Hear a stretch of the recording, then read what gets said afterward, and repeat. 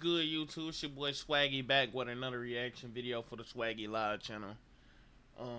Y'all can catch us live on Twitch every day at twitch.tv/SWQQQY.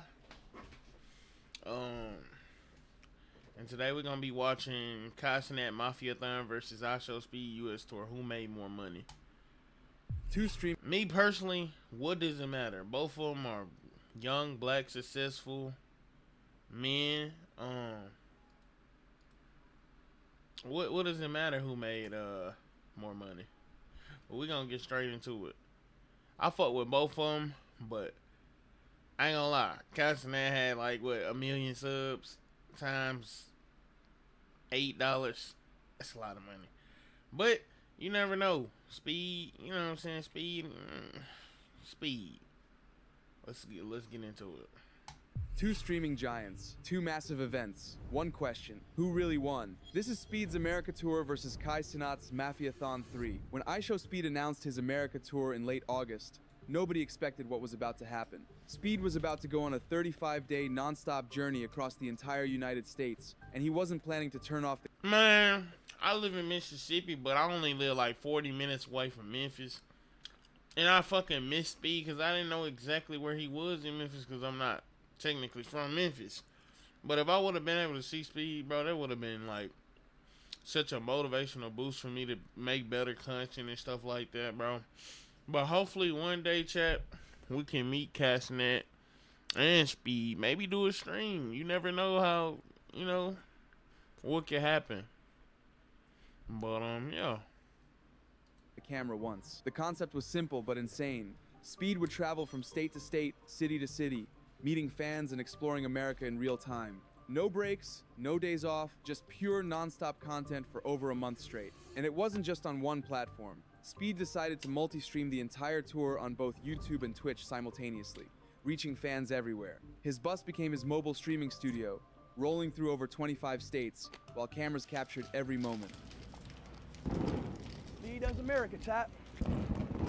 That boy's ready to get... That boy's ready for a tour bus. The tour kicked off with a bang. On day one, Speed met NFL legend Tom Brady at his mansion, immediately setting the tone for what kind of star power this tour would bring. I show you around, I give you snacks, and I know he's your guy. Yo, he giving me a rookie. Tom Brady the GOAT, bro. Tom Brady the GOAT, bro. No glaze, chat. Tom Brady the GOAT, bro. Auto car. From there, it was a whirlwind of chaos and entertainment. One of the biggest highlights came in Greenville, North Carolina. Speed linked up with Mr. Beast, one of the most famous YouTubers on the planet, and the stream went absolutely crazy. Fans flooded the streets, and the collaboration brought in over 53,000 viewers just on Twitch alone. Then came Washington, D.C., which became the most watched stop of the entire tour. Speed visited the Washington Monument and explored historic landmarks while dressed in wild costumes and bringing his signature energy to every moment. That stream peaked at over 210,000 viewers on YouTube. But beyond the views and the celebrity meetups, what made Speed's tour special was how genuine it felt. He wasn't locked in a studio asking for donations. He was out in the streets, giving back to his fans and creating real moments. At the end of the tour, Speed did something that perfectly captured the spirit of the entire event. After 35 straight days of driving him across America, Speed gifted his bus driver a $50,000 Rolex. Your Rolex, man. No. Speed a good dude, bro. Speed is a good dude, bro. You know what I'm saying? I feel like Speed genuine too, cause like when I was watching the tour, he was reacting like he was chopping it up with his fans and shit. He wasn't being weird. You know what I'm saying? Speed a good guy. Just for a gift, man. Seriously. Take it, man. Take it. Come on, bro. You drove us all the whole 35 days across all of America. The numbers tell part of the story. Speed's America Tour generated over 32.6 million hours watched. He gained more than 2.2 million new followers across platforms, with over 1.12 million coming from Twitch alone. While Speed was on the road, Kai Cenat was locked in his streaming room for what would become one of the biggest events in Twitch history. One that I gotta do, I don't know when I'm gonna do it, but Mafiathon 3 is like one I'm gonna apply everything I know to that. Chat, not gonna lie. When Kai Cenat do streaming university next year, I really want to be a contestant, man. A student, you know. That's why I'm working my ass off every day, streaming, getting off work from my regular job, not making no excuses, doing what I gotta do. You know what I'm saying? Making my content, working out, doing what I gotta do, chat.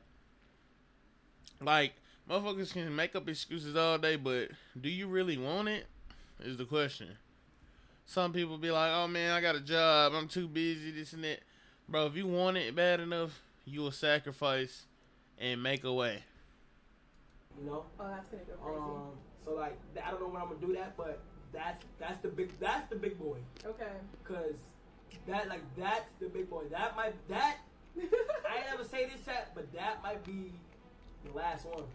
Mafiathon 3 was Kai's third annual subathon, and this time, he was determined to break every record imaginable. The rules were brutal. Stream non-stop for 30 straight days. No turning off the camera. Sleep on stream. Eat on stream. Live your entire life with hundreds of thousands of people watching every second. For Kai, this wasn't new territory. He had run successful Mafiathons before, but this year felt different. The production was bigger, the guests were more famous, and the stakes were higher than ever. Last one ever.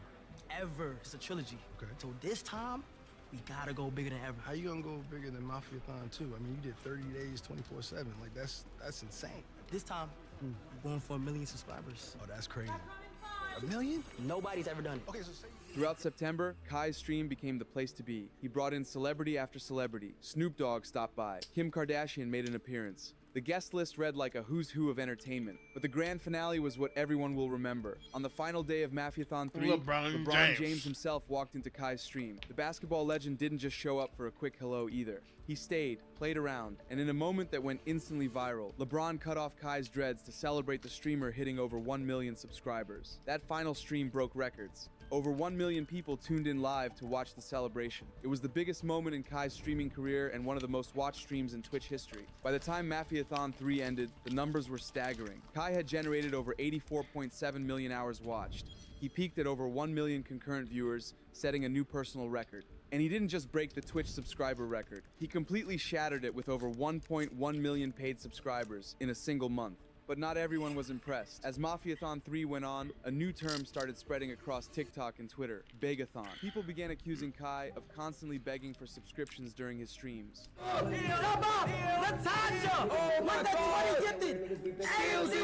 Clips went viral, showing Kai and his friends repeatedly asking viewers to sub, donate, and keep the timer going.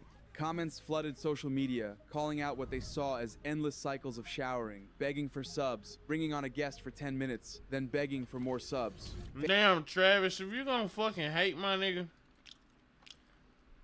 listen here, Travis. If you gonna fucking hate, at least spell millionaire right, dumbass.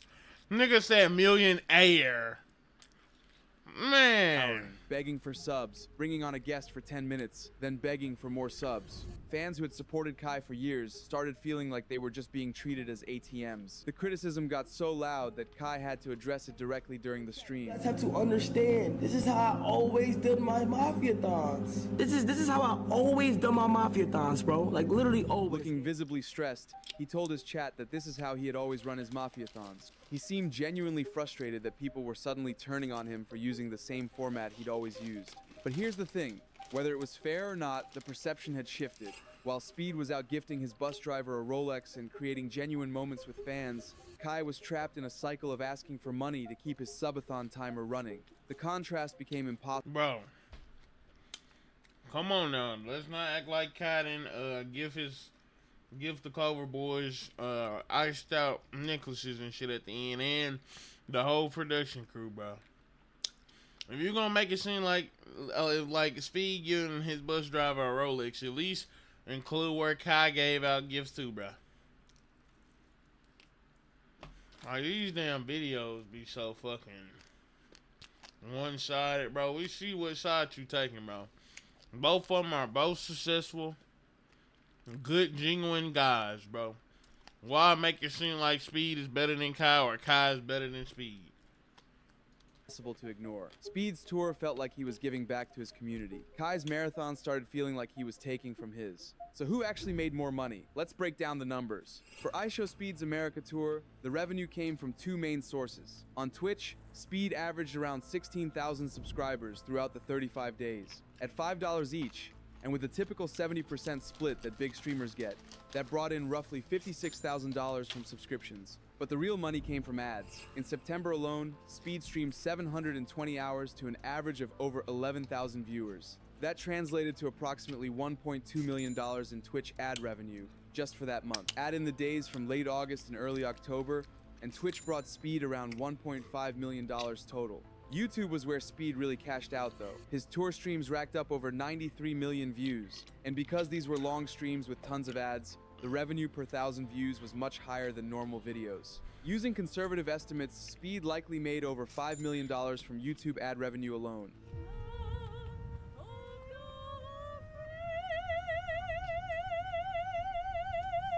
Combined, Speed's 35-day America tour brought in approximately $6.6 million.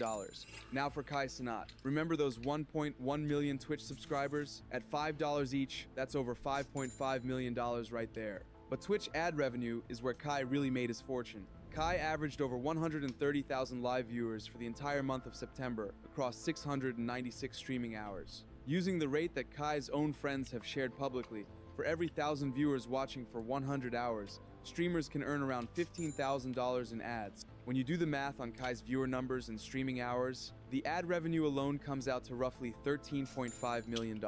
Add in the subscriber revenue, and Kai Cenat's Mafiathon 3 generated approximately $19 million in total. So who won? If we're talking pure numbers, Kai Cenat made nearly 3 times what Speed made. His $19 million versus Speed's $6.6 million isn't even close. But here's where it gets interesting. Speed gained more new followers than Kai despite having less than half the watch time. Speed brought in over 2.2 million new followers across platforms, while Kai gained just over 1 million. That tells us something important. Speed's tour attracted more new people to his community. He expanded his audience in a way that will pay off for years to come. Like this whole tour felt like a whole movie when I'm here at these cities and meeting these people and literally becoming a Chicagoan, a Bostonian, whatever. Like I literally put my shoes in their shoes, so it feels amazing. And then there's the reputation factor. Speed's tour ended with him being praised for his generosity and genuine connection with fans. Kai's marathon ended with Begathon trending on social media and a damaged reputation that he's still trying to repair. This shit gotta be AI. There's no way a real grown-ass man sitting here hating on 2 more millionaires, gang. 1 minute you glazing Kai Cenat how he made three times the amount Speed made.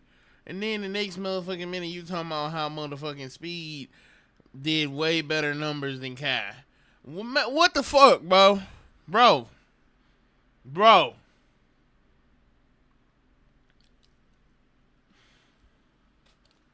In terms of pure entertainment value, Speed took viewers on a real journey across America. Every city brought new experiences, new faces, and unpredictable moments. Kai stayed in one room for 30 days, bringing in famous guests, but ultimately doing the same format over and over. The streaming community seemed to have a clear favorite. While both events were massive successes, fans kept bringing up the contrast. Speed was giving, Kai was asking. Speed was exploring, Kai was stationary. Speed felt fresh, Kai felt repetitive. At the end of the day, both streamers pulled off incredible feats. Streaming non-stop for 30 to 35 days is brutal, no matter how you do it. The dedication, the stamina, the mental toll, it's something most people couldn't handle. If this was a boxing match, Kai won on points. He made more money, got more total views, Here he and broke go! more records. But here he fucking go. If this was a boxing match, Kai won on points. Speed might have won the crowd. His tour created better moments, built more goodwill, and left fans wanting more instead of feeling drained. In the end, the real winners are the fans who got to witness both events. 2 completely different approaches to streaming, both pushed to their absolute limits. Whether you're Team Speed or Team Kai, September 2025 will go down as one of the most legendary months in streaming history. The question now is, what do they do next? Because after events this massive, anything less will feel like a letdown. The bar has been set impossibly high, and the entire streaming world is watching to see who makes the next move. That is true. us small desktop streamers that don't got big boy money like these folks, like, this shit make us look like we just corny, like we ain't doing shit right. Because these niggas so damn rich and they can do whatever the fuck they please, like a GTA mission, chat. I can't go on no motherfucking tour, nigga. I can barely go to another city. This nigga speed at another city every fucking 12 hours. Or this nigga Kai